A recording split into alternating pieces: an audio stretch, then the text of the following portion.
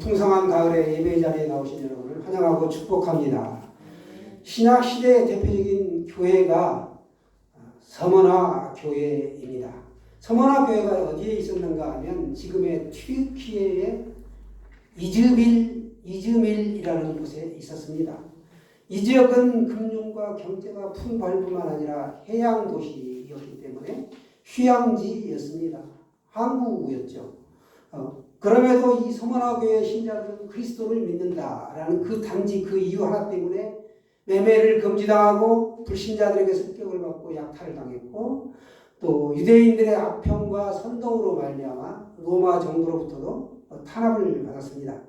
서머나 교회 성도들은 그리스도인이라는 것 때문에 장사도 못해 취직도 못해 경제활동마저 할 수가 전혀 없었다라는 겁니다.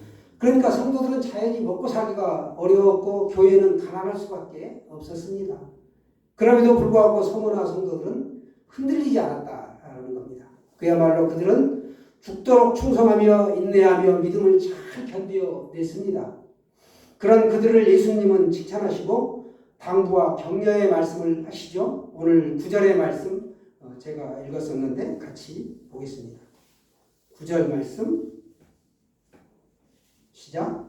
내가 내 환난과 궁핍을 알거니와 실상은 내가 부요한 자니라. 자칭 유대인이라 하는 자들의 비방도 알거니와 실상은 유대인이 아니요 사탄의 해당이라. 당시 유대교를 말하는 거죠. 궁핍을 안다. 얼마나 보면 내가 내 환난과 궁핍을 안다. 너는 부요한 자다라고 주님이 안다라고 격려해 주고 계십니다. 궁핍, 여기서 궁핍은 이제 가난을 말하는데 이 푸토케이아라고 하는데 언어적인 의미를 보면 그냥 우리가 가난한 정도가 아니에요. 예전에 우리 뭐가 찢어지게 가난하다. 그 찢어지게 가난한 걸 우리가 의미하는 궁핍이 의미하는 것은 찢어지게 가난하다. 그런 뜻입니다. 우리가 6.25 전쟁 때 부산으로 피난을 갔는데 그 피난지에서의 그 삶이 그랬었죠. 그런데 그 지역에 있던 피난민들이 교회를 섬기고 헌금을 하고 예배를 드리고 기도하고 찬양하고 뜨겁게 했다는 거예요. 그래서 교회를 계속 세워나가고 명맥을 유지하다가 오늘날의 한국교회가 된 것이죠. 그들의 우리 믿음의 선진들의 헌신이 이렇게 귀하게 오늘날 한국교회를 꽃피웠습니다. 그래서 선교사 3만 명 시대, 4만 명 시대를 육박해서 가고 있죠. 서머나 교회 성도들은 이렇게 가난 속에서도 오히려 부요한 마음을 가지고 있었다. 그래서 그들은 행복했다라는 겁니다. 어떻게 그렇게 할 수가 있었는가? 로마서도 보면은 현재의 고난은 장차 받을 영광과 좋게 비교할 수가 없다라고 말씀하고 있습니다. 그걸 알았다는 거예요. 여러분, 궁궐 같은 집에서 의리의리한 그 평창동 강남의 이런 좋은 집에 살면서도 재산 때문에 형제간에 자식간에 분란이 나서 사람을 죽이기까지 하고 소송하고 분쟁하는 경우가 얼마나 많습니까? 비록 단칸방일지라도 형제가 모여서 화목하게 사는 것이 행복하다라는 겁니다. 우리는 예수님의 제자입니다. 지금 어렵습니까? 혹시 굉장히 육체적으로 힘듭니까? 아니면 가정적으로 평강이 없습니까? 우리 주님은 감당하지 못할 시험을 주지 않는다. 그리고 또한 피할 길을 열어주신다라고 성경은 말씀하고 있습니다. 우리 제자라는 것은 훈련을 받고 연단을 받는 과정이 필요하죠. 훈련, 연단이라는 단어에서 이 제자가 나와 있습니다. 제자라는 그 영어 단어가 나왔습니다. 디사이플이라고 하는데 제자를 고린도전서에도 보면 그와 같은 기사가 있죠. 제자가 된다라는 것은 훈련생이 된다라는 겁니다. 그렇게 우리가 제자라는 것은 건들건들하면서 그냥 내가 시간 나는 대로 따라가는 존재가 아니라는 거예요. 연단이라는 것은 금메달을 따기 위해 운동선수가 그 훈련을 열심히 고된 훈련을 감당하는 것과 똑같다. 태릉 선수촌에 가면 국가대표 선수들이 엄청난 훈련을 하죠. 아주 혹독할 만큼 심한 훈련을 합니다. 그게 왠가 금메달을 바라보고 그들이 훈련을 하는 것이죠. 그래서 군대에도 가면 신병훈련소에 입간판이 있어요. 훈련소에서 땀을 작게 흘리는 병사는 전쟁터에서 피를 많이 흘린다라고 쓰여 있습니다. 그런데 이 세상에서 보면 교회도 마찬가지죠. 어디든지 요령을 피우는 사람이 있다는 거예요. 편한 길을 가려고. 적당히 시간만 때우는 사람, 땀 흘리기를 싫어하는 사람, 이런 사람은 성경은 후회할 날이 올 것이다 라고 말씀하고 있습니다. 대충 적당히 하는 것은 내가 미래를 담보로 잡고 오늘을 낭비하는 어리석은 일이라는 것입니다. 농구선수가 여러분 보시면 골대에다가 골을 넣을 줄 몰라서 그렇게 수천 번을 연습할까요? 그렇지 않죠. 훈련이라는 거예요. 우리가 잘 아는 야구선수 이승엽, 골프선수 타이거 우즈, 또 바이올린의 장한나 이런 사람들의 공통점은 연습벌레라는 거예요. 겟세마네 동산에서 우리 주님은 밤새워 기도를 마치신 후에 잠든 제자들을 모시고 너희가 잠시 동안도 깨어있을 수 없더냐? 마음에는 오지로되 육신이 약하도다. 이렇게 말씀하셨습니다. 그렇습니다. 우리가 마음만 오래서는 신앙생활을 제대로 할 수가 없다는 거예요. 마음을 뒷받침할 수 있는 이 강건한 육체가 뒷받침되어야 하는데 그러려면 훈련이 반드시 필요하다. 훈련된 몸이 있어야 한다라는 겁니다. 어떤 훈련? 기도하는 훈련, 혀를 잘 길들이는 훈련, 특히 이 혀를 잘 길들이는 훈련이 중요하죠. 우리 귀를 보면 두 개가 있습니다. 귀는 내가 마음대로 닫을 수가 없죠. 이 입은 하나이면서도 내가 마음대로 닫을 수가 있습니다. 그래서 이 혀를 길들이는 훈련이 필요하다라고 야고보서 기자는 특별히 우리에게 혀가 잘 훈련되어야 한다라고 말씀하고 있습니다. 또 재물을 관리하는 훈련이 필요합니다. 지혜롭게 내가 청지기로서의 재물을 잘 사용하셔야 합니다. 그런가 하면 우리가 또 특별히 순종하는 훈련, 이웃을 섬기고 교회 성도들을 섬기고 하는 이 섬기는 훈련이 필요하다라는 거예요. 엊그제 우리 장모님 전화 생전가도 잘 안 하시는데 갑자기 노예가 있는데 전화가 와가지고 좀 긴장해가지고 무슨 일인가? 내가 기도를 급박하게 해야 되는 상황인가? 혹시 주변에 누가 뭐 교통사고가 났나? 사업이 또 뭐가 있나? 걱정을 하고 전화를 받았더니 장모님 다음에 다시 바빠가지고 전화 드리겠습니다 하고 다시 전화를 드려보니까 김성일 장로님이라는 분을 이렇게 장로님이 사역을 많이 하시니까 이렇게 알게 돼가지고 북한 선교 쪽으로 이렇게 해서 귀한 또 숭어를 가져오셨습니다.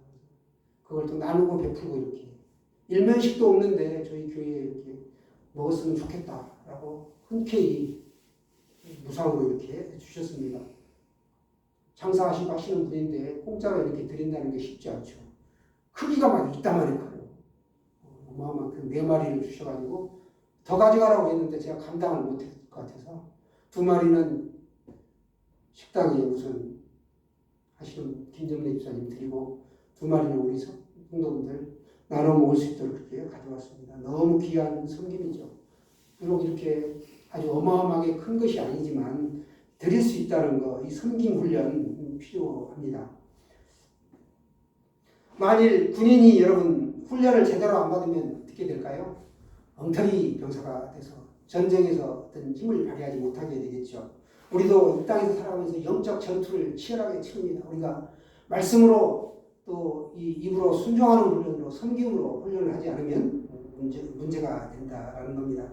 우리 몸이 무너지면 자세가 무너지면 몸이 망가지죠. 또 이 생각이 흐트러지면 바른 또 마음을 가질 수 없습니다.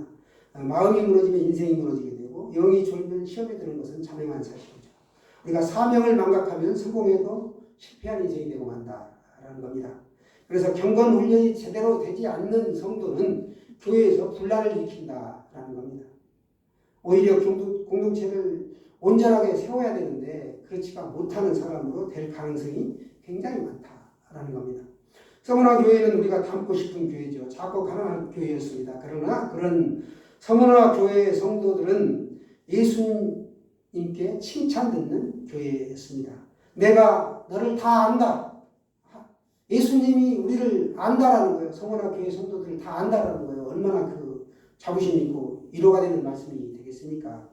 세상에서 당한 모든 고난은 그때 눈 녹듯이 사라질 것이다. 내가 예수님 때문에 세상에 살면서 불이익을 받고 어떤 침뱉음을 받고 어떤 따돌림을 받았는데 나중에 예수님이 내가 너를 다 안다. 너의 수고를 안다. 헌신, 봉사, 충성하는 것 다 안다. 이렇게 하실 때 얼마나 힘이 되고 든든하시겠습니까? 내 고난은 눈 녹듯이 그때 사라질 것이다 라는 겁니다. 주님은 우리를 다 아시는 분이라는 겁니다. 흔들리지 않고 이 서머나교회 신자들처럼 우리도 그렇게 사시기를 바랍니다. 우리는 환난과 궁핍이 있고 어려울지라도 부요한 자다라는 겁니다. 우리가 신앙생활을 잘하고 예배를 하거나 봉사를 잘한다고 해가지고 어떤 이익이 우리에게 당장 주어진 게 아닙니다. 물질이 주어지는 것도 아니고 명예가 주어지는 것도 아니죠. 그러나 이것은 육체적이나 세상적으로 잘 되는 것이 아니고 영적 세계에서 내가 잘 되는 것이다. 이 땅에서 삶은 길어봐야 100년인데 영적 세계는 영원한 세계인데 그 영원한 세계에서 내가 잘 되고 영혼이 잘 되고 범사가 잘 되고 강건하게 된다는 거예요. 얼마나 좋습니까? 위로가 되는 말씀이죠. 그래서 히브리서 기자는 말씀합니다. 믿음이 없이는 하나님을 기쁘시게 하지 못하나니 하나님께 나아가는 자는 반드시 그가 계시는 것과 또한 그가 자기를 찾는 자들에게 상 주시는 이심을 믿어야 할지니라 이렇게 말씀합니다. 아멘이시죠? 눈에 보이는 것은 없어도 손에 잡히는 것이 없어도 오직 믿음만을 가지고 내가 간다라는 겁니다. 믿음의 길을. 그때 하나님의 축복이 복이 나에게 임하실 줄로 믿습니다. 하나님의 백성은 그래서 믿음으로 사는 사람들입니다. 10절에 예수님께서 말씀하십니다. 죽도록 충성하라. 죽기까지 충성하라는 겁니다. 그건 뭐냐? 지금까지 너가 잘해왔다. 그런데 앞으로 더 잘해라. 또 작은 일도 소홀히 여기지 말라는 것이고 드러나지 않는 일에 최선을 다하라는 겁니다. 드러나는 일만 앞장서고 보이는 것만 이렇게 하지 말고 안 보이고 구석구석에 너가 섬겨라는 겁니다. 너가 맡은 일을 아무리 작은 것일지라도 결코 소홀히 하지 말라 그런 뜻입니다. 그리고 무슨 일을 하든지 그것은 다 하나님께서 나에게 맡겨주신 사명이기 때문에 내가 감당해야 할 소명이다 라는 겁니다. 중간에 우리가 어떤 사명을 맡으면 우리가 포기할 수 없습니다. 운동장에서 경기하는 선수들, 축구하는 사람들 특별히 보면 상대 선수에게 야비한 짓을 굉장히 많이 합니다. 옷을 잡아뜨리고 태클을 걸고 자기 부모를 막 욕해요. 네 어머니가 어쩌다 쌍욕을 합니다. 상대 선수의 길을 꺾으려고 화나게 하려고. 그래서 반칙하거나 파울을 하면 퇴장당하겠죠. 그런 걸 유도하는 거예요. 그렇게 심리적으로. 꼭 그렇게 실력으로만 하는 게 아닙니다. 그러니까 마음의 중심이 단단해야 돼요. 서 있지 않으면 흔들리게 됩니다. 발끈하는 다혈질의 선수는 거기에 넘어지게 되죠. 팀을 망치고 경기를 망치고 그렇게 됩니다. 그것처럼 우리가 이 믿음의 길을 가는데 시비를 거는 사람이 있다는 겁니다. 너가 집사라는데 장로라는데 여따이야 이런 소리를 한다는 거예요. 그런데 거기에 우리가 발끈하면 안 된다는 겁니다. 운동장에서 경기하는 선수는 끝까지 포기하지 않는다. 그 길을 꿋꿋이 자기의 몫을 감당한다라는 겁니다. 우리 축구 선수 중에 반지 키스로 유명한 안정환 선수가 있잖아요. 그 선수의 이야기를 들어보니까 2002년도에 월드컵을 할 때 죽으라고 뛰었다라는 거예요. 쓰러져 죽을 만큼 그냥 나는 죽는다 생각하고 뛰었다는 겁니다. 그래서 우리 한국 대표 선수들이 그 열정을 가지고 온몸 바쳐서 뛰었기 때문에 우리가 4강까지 갈 수 있었고 안정환 선수가 또 명예 있는 선수가 됐죠. 그거예요. 그거. 예수님을 위하여 하늘나라를 위하여 우리가 죽으라고 뛰고 전진해 나가면 반드시 상급이 있다라는 겁니다. 이 땅에서 우리가 생각하는 것은 아무것도 아니에요. 상상할 수 없는 축복이 기다리고 있다라는 겁니다. 우리가 충성한 사람들은 면류관이 주어진다고 하잖아요. 의의 면류관, 생명의 면류관, 면류관이 종류가 참 많은데요. 그 면류관 중에서도 특별히 생명의 면류관이 주어진다는 충성한 사람입니다. 여러분, 우리가 아무리 작은 교회에 다닌다 할지라도 하나님 나라의 하나의 한 그 구성원으로 자기의 몫을 묵묵히 담당하면 하나님 나라에서는 그게 다 상달되고 영광받는 존재가 된다라는 겁니다. 그래서 예수님은 내가 너의 수고를 안다 이런다는 거예요. 그런데 우리가 자꾸 교회를 여기 쪽에 삐끗하게 되면 제대로 충성을 못하죠. 그렇게 되면 예수님이 나는 너를 도무지 모른다 이럴 수가 있다. 그렇게 되면 불행한 인생이 되는 겁니다. 우리가 다 생명의 면류관을 받으시기를 바랍니다. 오늘 서문학교회가 보여주는 것처럼 우리가 예수 믿는 것 때문에 어려운 일을 겪을 수 있다는 거예요. 그런데 우리가 오직 한 길로만 가야 된다라는 겁니다. 두 번째 보면은 첫 번째는 우리가 이제 생명의 면류관 상급이 주어진다는 거고 두 번째 보면은 둘째 사망에 가지 않는다. 둘째 사망이라는 건 우리가 육신적으로 죽어서 땅에 묻히죠. 묻히면 그걸로 끝나는 게 아니고 우리가 예수님을 모르고 죽으면 영원히 죽습니다. 이걸 둘째 사망이라고 하는데 불못에 던져진다. 그런 뜻입니다. 예수 믿는 사람은 그러니까 둘째 사망을 당하지 않지요. 생명의 면류관 그거 바라보고 가고 우리는 여러 가지 면류관 중에 영광의 면류관 특별히 썩지 않는 생명의 면류관을 받게 된다라는 겁니다. 우리가 생명을 바쳐서 얻는 것이 생명의 면류관이기 때문에 귀한 것이죠. 오늘 본문 속에서 보면은 최선을 다한 뒤에는 반드시 상급이 있다라는 걸 알 수 있습니다. 명예가 보장되어 있다라는 겁니다.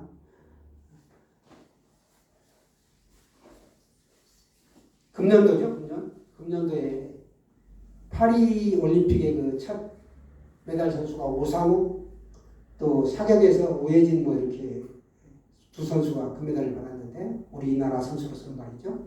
또 오메가 시계를 기념표로 받았는데 그 담은 메달과 시계를 담은 그 가방이 여러분 좋아하는 루이비통에 담아서 이렇게 줬다고 그러죠. 그런데 조폐공사에 따르면 그게 기념품 받는 거는 1,000만 원가량밖에 안 되고요. 조폐공사에 따르면 그 1등한 선수에게 주는 금메달 제작 비용은 32만 원가량밖에 안 되는 거예요. 은메달은 92,000원, 동메달은 35,000원 정도 가격이 소요된다고 그래요. 근데 그게 그 자체로서의 가격이 문제가 그 값진 게 아니죠. 명예가 있고 승리의 월계관이 주어진 것처럼 금메달로 주어지기 때문에 그 선수에게는 탄탄한 직장이 주어지고 연금이 주어지고 상급이 있고 그런 거죠. 여러분 우리가 예수 믿는 것도 마찬가지라는 거예요. 선한 싸움을 싸우고 나의 달려갈 길을 마치고 믿음을 지켰으니 이제 후로는 나를 위하여 의의 면류관이 예비되었다. 사도 바울이 고백하잖아요. 믿음의 선진이 이렇게 고백했을 때는 우리에게도 그런 면류관이 주어진다는 거예요. 충성하고 봉사할 때. 여러분 우리가 천국의 그런 면류관을 받기까지 열심을 다하고 충성을 다하고 믿음을 쭉 지켜나가야 된다는 겁니다. 우리가 해외에 가면은 소매치기가 굉장히 많죠. 파리의 벨탑에도 가면 소매치기 당하지 않기 위해 여권이라든가 금품을 확 단단히 붙잡고 있습니다. 그것처럼 우리가 사단 마귀에게 내 이 영혼을 뺏기지 않으려면 정신 바짝 차려야 돼요. 그렇지 않으면 치매 옵니다. 치매와 여러분. 그러니까 정신 바짝 차리시길 바랍니다.